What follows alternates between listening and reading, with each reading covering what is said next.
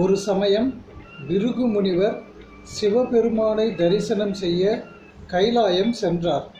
அங்கு சிவபெருமான் பார்வதியுடன் அமர்ந்து காட்சி அளித்துக் கொண்டிருந்தார். சிவபெருமானை மட்டுமே வணங்க வேண்டும் என்ற எண்ணத்தோடு வாழ்பவரான பிருகு முனிவர் ஒரு வண்டாக மாறி பறந்து சென்று சிவ பார்வதி இருவருக்கும் இடையே உள்ள இடைவெளியை பயன்படுத்தி சிவனை மட்டும் வலம் வந்து சிவபெருமானை தரிசனம் செய்தார்.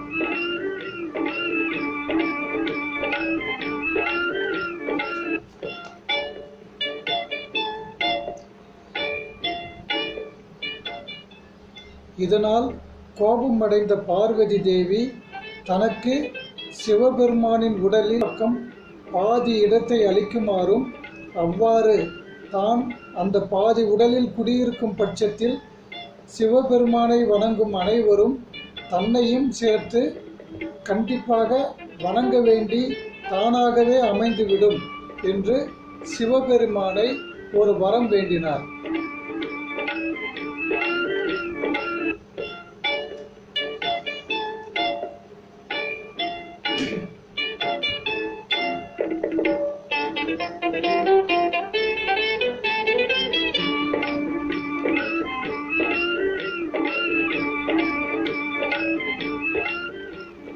இந்த வரத்தினை பெறுவதற்காக பார்வதி தேவி கடுமையான தவம் இருக்க நினைத்தார்.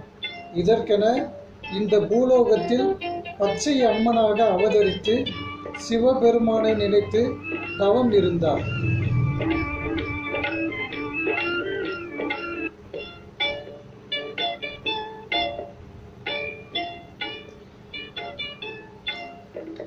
தன்னுடைய 2 கைகளினால் மண்ணினை சேர்த்து சிவலிங்கம் ஒன்றினை வடிவமைத்து அதற்கு மன்னாதீஸ்வரர் என்று பெயரிட்டு அவரை வணங்கி கடுமையான தவம் மேற்கொண்டார்.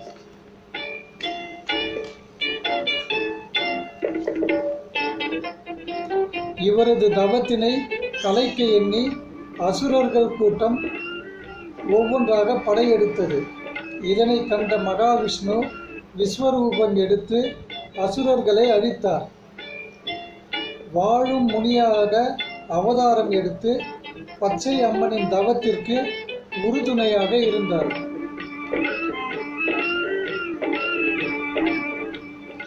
பச்சை அம்மனின் தவத்தில் மகிழ்ந்த மன்னாதீஸ்வரருக்கு அளித்து அவரது விருப்பத்தை நிறைவேற்றினார்.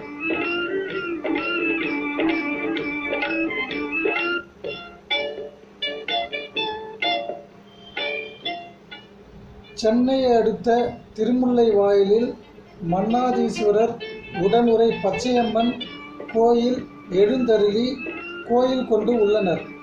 பச்சை அம்மனுக்கு பாதுகாப்பாக மகாவிஷ்ணுவின் அவதாரமான வாழும் முனி விஸ்வரூப அவதாரத்தில் இங்கு எழுந்தருளி உள்ளார். இந்த கோயில் மிகவும் பிரசித்தி பெற்ற புகழ்பெற்ற ஒரு கோயிலாகும்.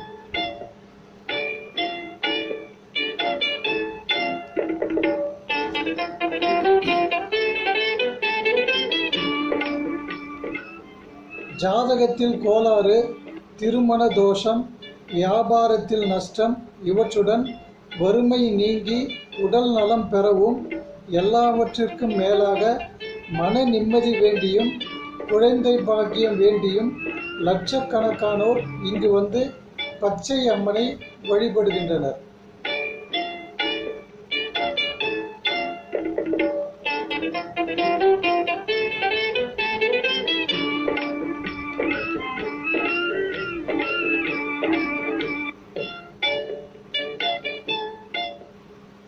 இங்கு வந்து பச்சை அம்மனை வேண்டி பொங்கல் வைத்தும் எலுமிச்சை மாலை அணிவித்தும் குங்கும அபிஷேகம் செய்தும் பச்சை அம்மனையும் மன்னாதீஸ்வரரையும் வாழும் முனியையும் வணங்கி வேண்டிய வரங்களை பெற்று வாழ்வில் எல்லா வளங்களையும் பக்தர்கள் பெறுகின்றனர்.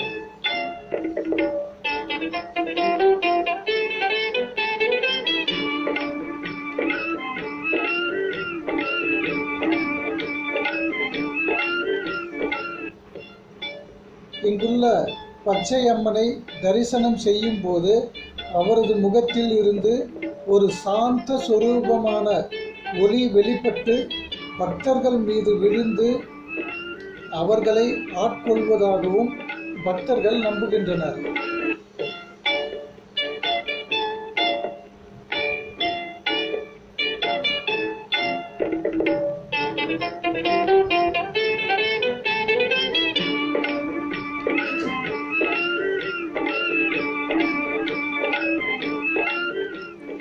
இங்கு வரும் பக்தர்களில் பெரும்பாலானோர் ஜாதக தடை நீங்கவும், திருமண தடை நீங்கவும், குழந்தை பாக்கியம் பெறவும், வியாபார விருத்தி பெறவும் அம்மனை வேண்டி நல்வாழ்வு பெறுகின்றனர் என்றும் சொல்லப்படுகிறது.